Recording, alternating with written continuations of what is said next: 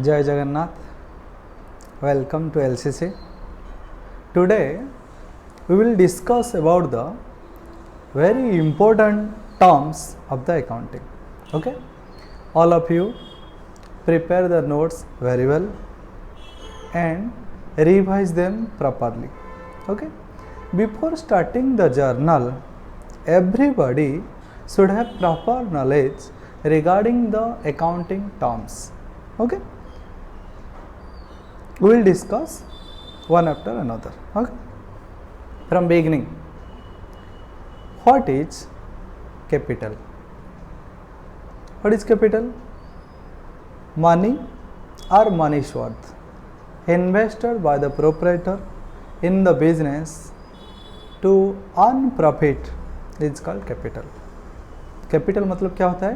पैसा हो या पैसा की चीज़ की कुछ भी हो जो बिजनेस में इन्वेस्टमेंट किया जाता है उनको बोलते हैं capital. Next number 2, what is owner और what is proprietor?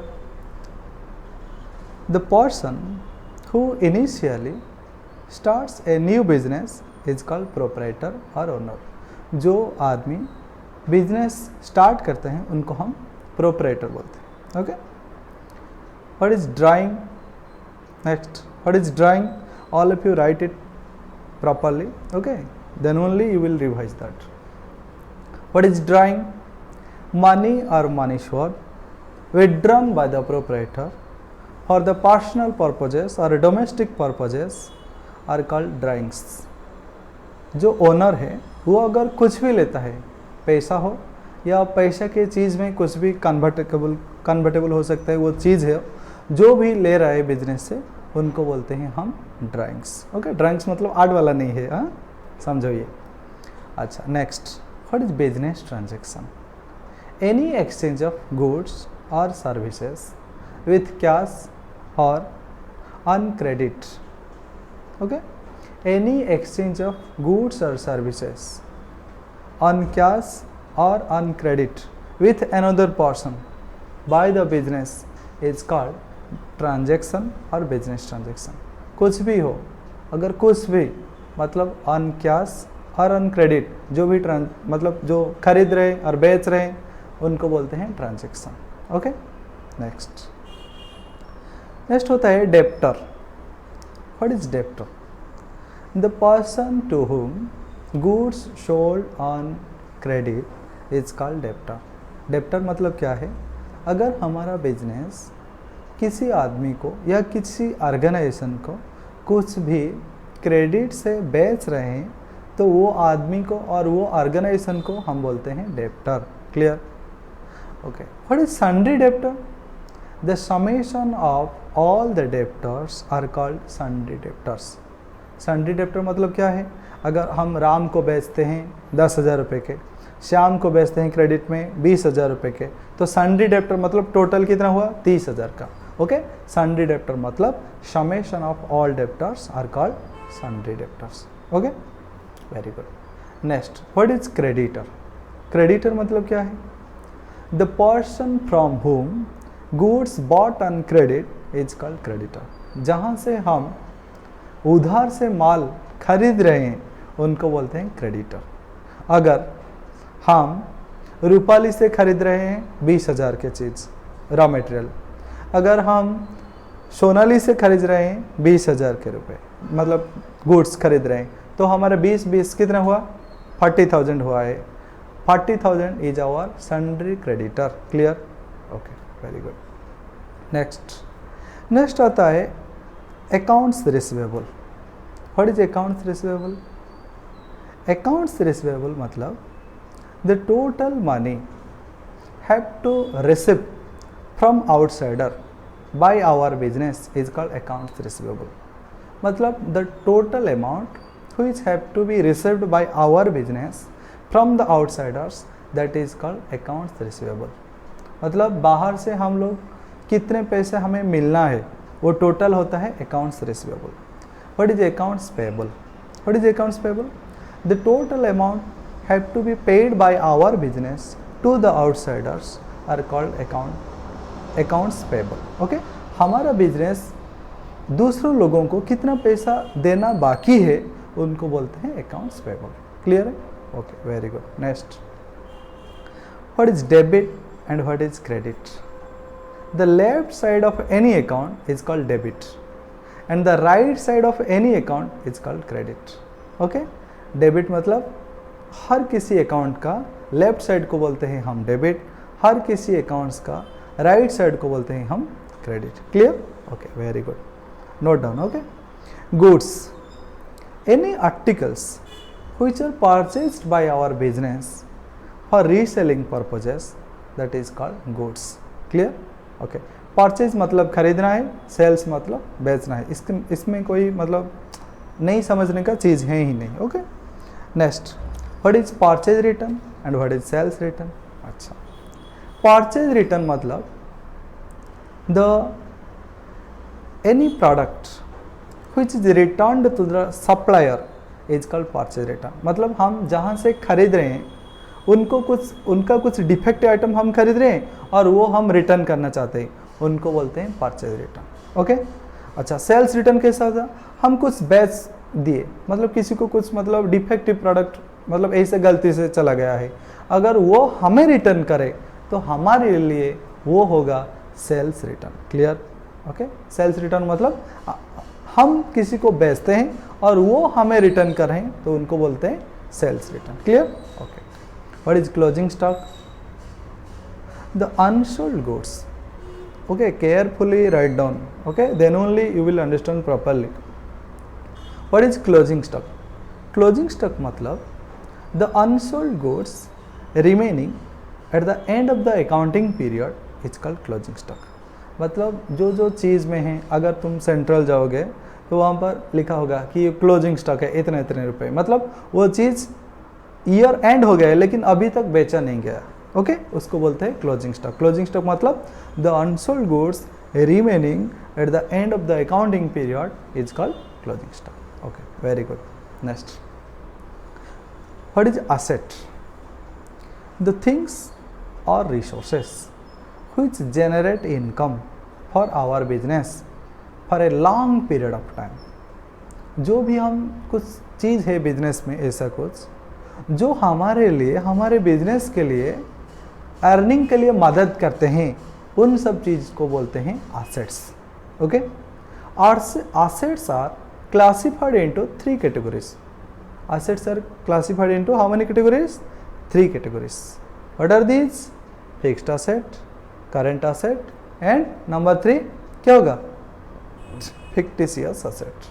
okay, let me tell you first fixed asset। fixed asset are those assets which are purchased by the business not for sale purposes। that means these are the items which provide benefits more than one accounting period। okay, जो चीज़ हम खरीद रहे हैं मतलब जिसका benefit हम बहुत साल के लिए पाते हैं, उनको बोलते हैं फिक्स्ड एसेट। जैसे कि machinery, furniture, building, land etcetera. Okay, उसको बोलते हैं हम फिक्स्ड एसेट। फिक्स्ड एसेट, अच्छा मैं पहले वो डिवाइड कर देता हूँ, फिर सब डिवाइड करने के बाद बोलता हूँ। फिक्स्ड एसेट वो हो गया है। Next, current asset. Current asset are those asset which are easily converted into cash. जो एसेट कैश में इजीली कन्वर्ट हो जाता है उसको बोलते हैं करेंट एसेट। वो क्या होता है? करेंट एसेट का एग्जांपल क्या है? Sundry debtor, bills receivable, cash balance, bank balance, marketable securities, short term investments etcetera. Okay, वो होता है करेंट एसेट। अच्छा, what is fictitious assets? Fictitious assets are those asset which don't have any physical existence. These are called fictitious assets।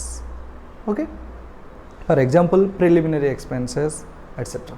okay, next again, अच्छा वो हो गए, ध्यान से सुनो, एसेट 3 कैटेगरीज हो गया है, fixed asset, current asset and fictitious assets.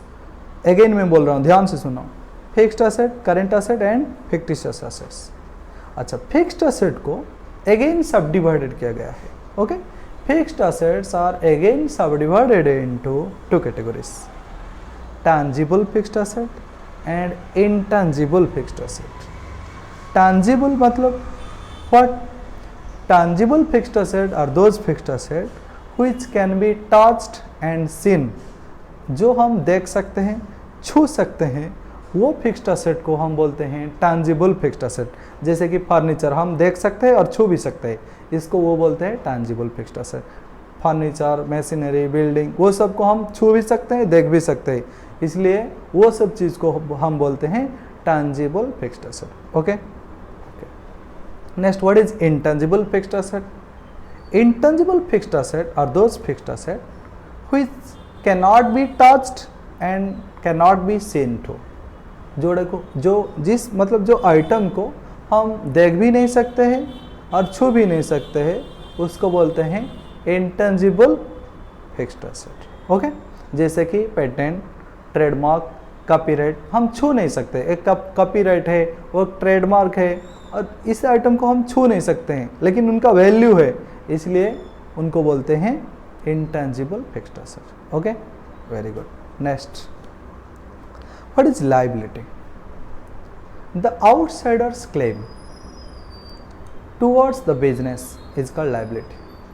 And in simple terms, money और money assured borrowed from the outsiders are called liabilities. जो भी चीज़ है, वो पैसा हो या पैसे की कुछ चीज़ हो जो हम बाहर से उधार लाए हैं कुछ दिनों के लिए, उनको बोलते हैं liability. Okay. Liabilities are classified into two categories, current liability and non current liability, that is fixed liability. What is current liability?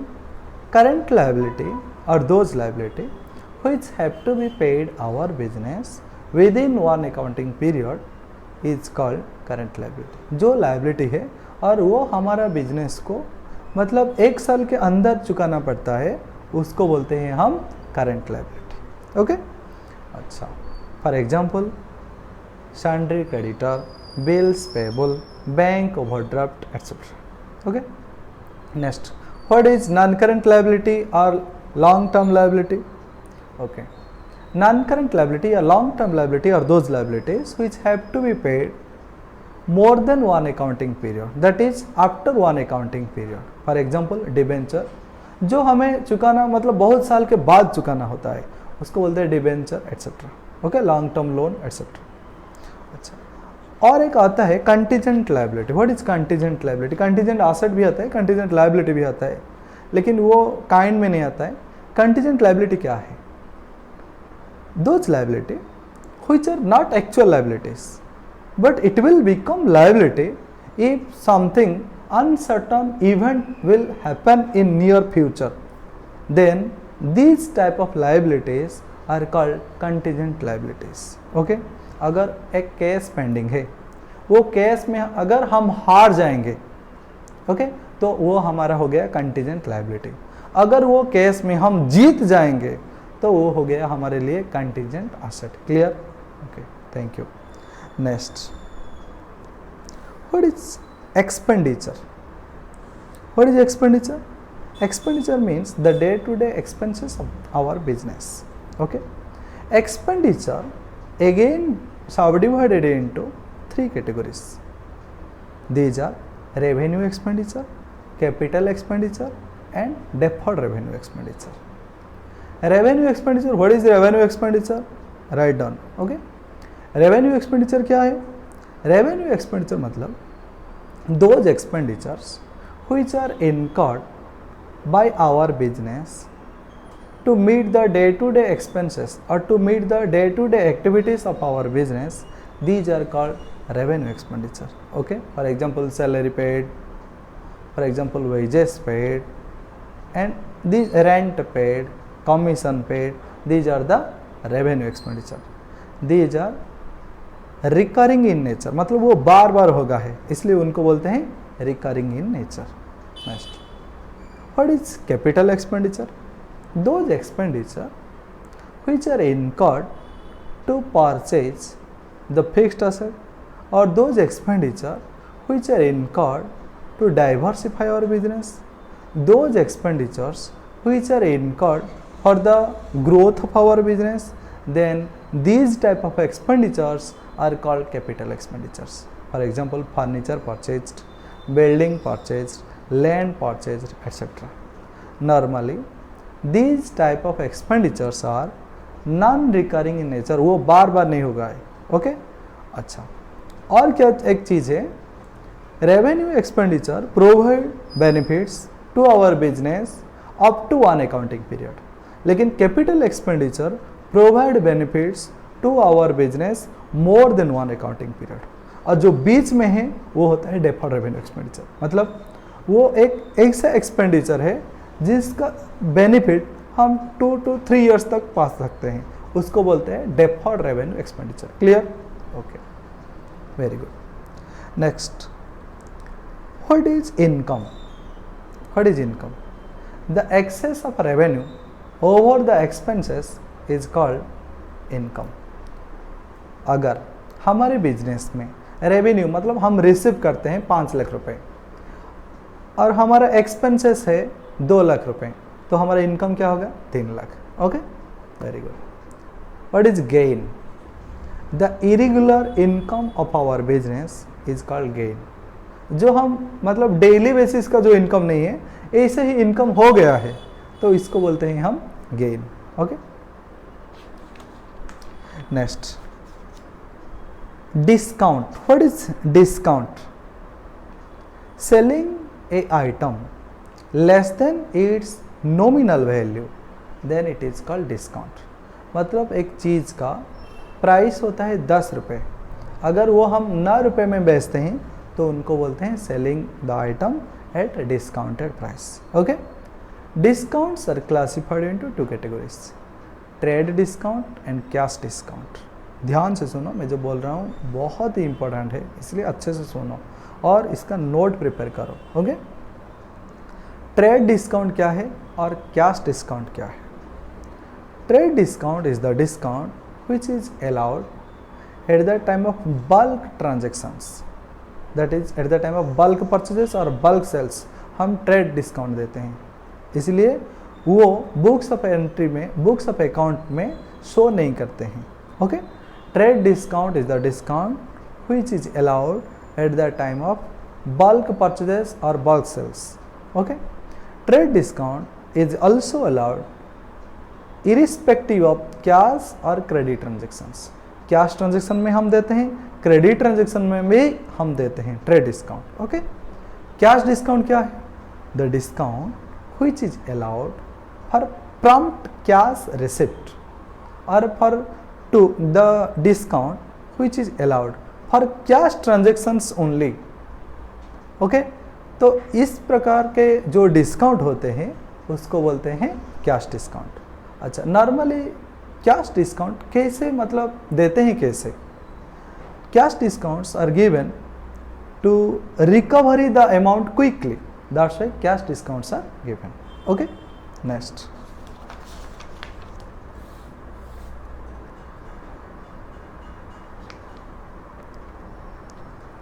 Next होता है books of accounts. What is books of accounts? Those accounts which are prepared for our business to maintain the day to day activities of our business are called books of account। मतलब जो हम लिखते हैं हमारे business के अच्छे के लिए, उसको बोलते हैं हम books of account. Okay, next and last concept, that is bad डेप्ट। द डेप्ट which cannot be recovered or the debt of which there is no hope of its recovery, then it is called bad debt। Okay, मतलब हम किसी को बेचे हैं, मतलब 20,000 के कुछ को क्रेडिट में बेचे हैं, अगर वो देना ही नहीं चाहता है, वो लंदन चला गया, उसको बोलते हैं बैड डेप्ट। Okay, these are the very very important accounting terms. Okay, all of you write it properly and maintain a fair note for it. Okay, and all of you like our video as well as comment on the topic of which you want special privileges. That means all of you must comment for our upcoming video sessions। okay, जो आप चाहते हैं कि आप इस मतलब topic में समझ भी नहीं आ रहा है, ओके, इस टॉपिक को आप कमेंट करिए, इसलिए मैं नेक्स्ट वीडियो उनका लाऊं। और एक ख़ास मैसेज है, इस संडे को हम लाइव आ रहे हैं, और किस चीज़ के बताने के लिए? म्यूचुअल फंड के बताने के लिए। ओके, इसलिए संडे का दिन मतलब याद रखिए। ओके, और टाइम मैं कल बताऊंगा। ओके, और हर दिन रात 9 बजे हमारा अभी से रेगुलर वीडियो आएगा। मतलब कुछ दिन टाइम के इधर उधर होने से वो रेगुलरिटी नहीं हो पाया था। अभी से, आज से हर दिन रात को एग्जैक्टली 9 बजे हमारा वीडियो आएगा। इसलिए आप लोग मतलब हमेशा इंतज़ार करिए और वीडियो देखिए, और जो जो आपको याद है, याद नहीं आ रहा है या कुछ डाउट्स है, वो चीज़ आप कमेंट में बताइए, क्योंकि मैं दूसरा वीडियो और या नेक्स्ट वीडियो वो मैं लाऊँ। ओके, और संडे का दिन मत भूलिए, संडे को मैं म्यूचुअल फंड आप लोगों को सिखाने के लिए लाइव आऊँगा। ओके, म्यूचुअल फंड है, हमेशा याद रखिए, और अपने दोस्तों को भी बोलिए। और चैनल अगर जो नहीं सब्सक्राइब किया हुआ है वो ज़रूर सब्सक्राइब करें, और अपने दोस्तों को भी बोलिए कि वो सब्सक्राइब करें। ये चैनल सिर्फ कॉमर्स वालों के लिए नहीं है, साइंस, आर्ट्स, कॉमर्स सब लोग देख सकते हैं, क्योंकि यहाँ पर सिर्फ अकाउंटिंग नहीं मतलब पढ़ाया जाएगा।